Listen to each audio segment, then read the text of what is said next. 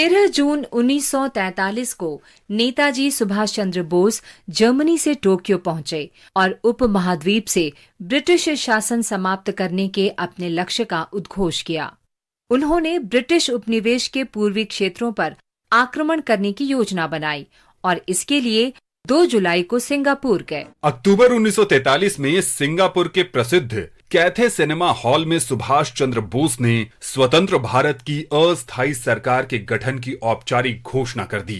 नेताजी ने उद्घोष किया, संघर्ष की शुरुआत और संचालन अस्थायी सरकार का दायित्व होगा, जिससे भारत की धरती से ब्रिटिश और उनके सहयोगियों का निष्कासन सुनिश्चित होगा। स्वतंत्र भारत की अस्थायी सरकार ने स्वतंत्रता प्राप्ति का आह्वान किया।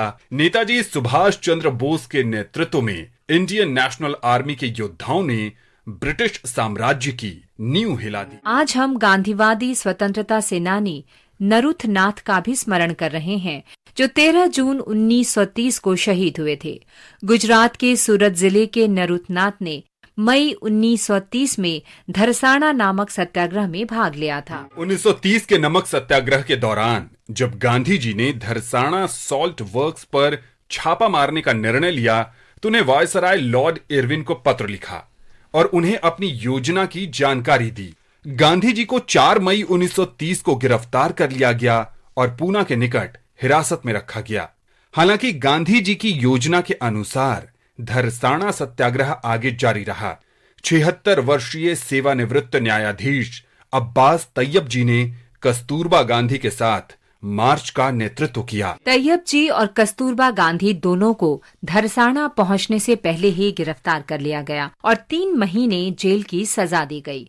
उनकी गिरफ्तारी के बाद सत्याग्रहियों ने सरोजनी नायडू के नेतृत्व में मार्च जारी रखा। सशस्त्र सैनिकों ने सत्याग्रहियों को स्टील की मूठ वाली लाठियों से पीटा।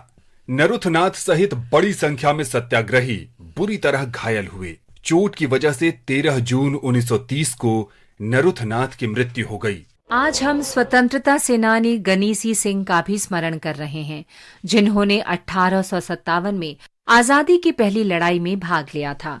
शुरुआत में गनीसी Singh English East India company की सेना में थे, लेकिन उन्होंने 1857 के विद्रोह के दौरान सेना की नौकरी छोड़ दी और विभिन्न स्थानों पर ब्रिटिश प्रतिष्ठानों पर हमलों में शामिल हो गए। उन्होंने अपने साथी सिपाहियों को भी अंग्रेजों पर हमले के लिए प्रेरित किया और अत्याचारी शासन को उखाड़ फेंकने को ललकारा। अंग्रेजों से मोर्चा लेते हुए वे पकड़ लिए गए और उन पर ब्रिटिश शासन के खिलाफ विद्रोह का आरोप लगाया गया।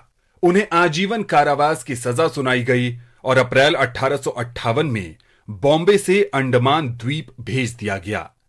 कारावास में ही 13 जून 1858 को उनका निधन हो गया।